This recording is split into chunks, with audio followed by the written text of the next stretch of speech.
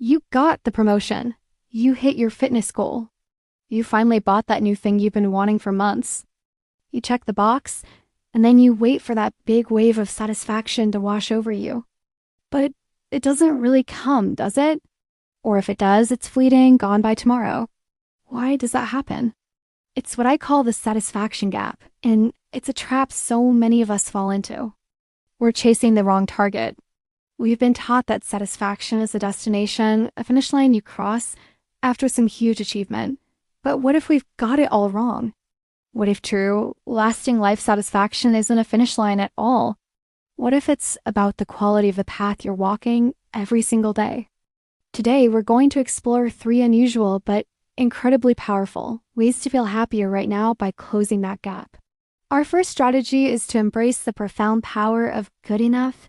We live in a world obsessed with optimization. The perfect job, the perfect partner, the perfect avocado toast. This constant pursuit of perfection is exhausting, and frankly, it's a trap. Psychologists have a term for this: maximizing. And research shows that people who constantly try to find the absolute best option are often more stressed and less happy than satisficers, people who are happy with good enough. Satisficers don't settle for bad. They just recognize when something meets their criteria and they move on. So here's your challenge. Pick one area of your life this week, just one.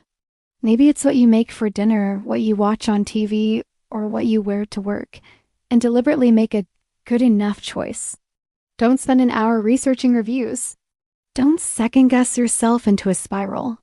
Just choose, and then feel the relief as you free up all that mental energy. True satisfaction isn't about having the absolute best. It's about loving what you have. Strategy number 2. Become a hunter-gatherer of tiny joys.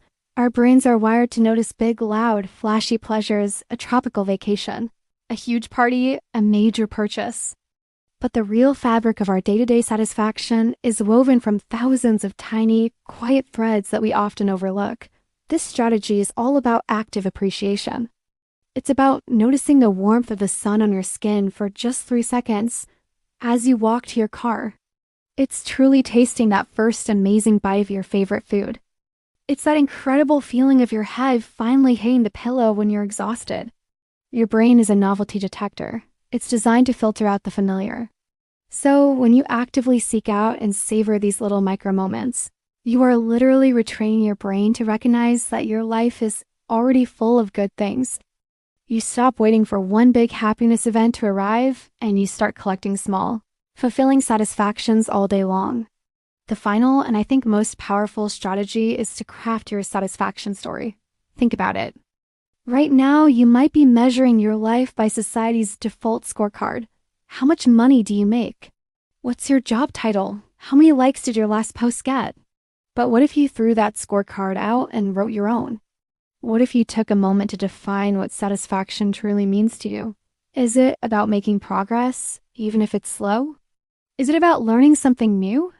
Is it about deep connection with the people you love? Take just 5 minutes today and write this down. Start with the sentence, "I am satisfied when I am," and fill in the blank with your own values, not what someone else told you to value. When you do this, something magical happens.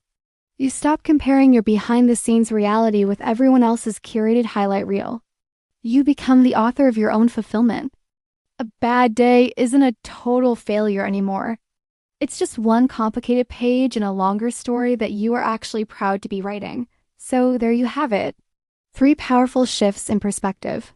Satisfaction isn't some distant destination you have to struggle to reach.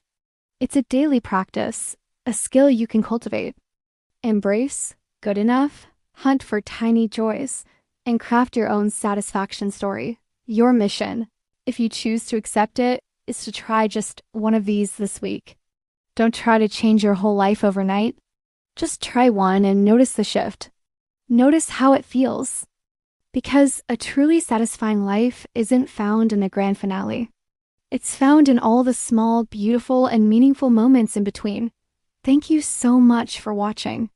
If this resonated with you, please hit that like button and subscribe for more videos on living a more intentional life. I'll see you in the next one.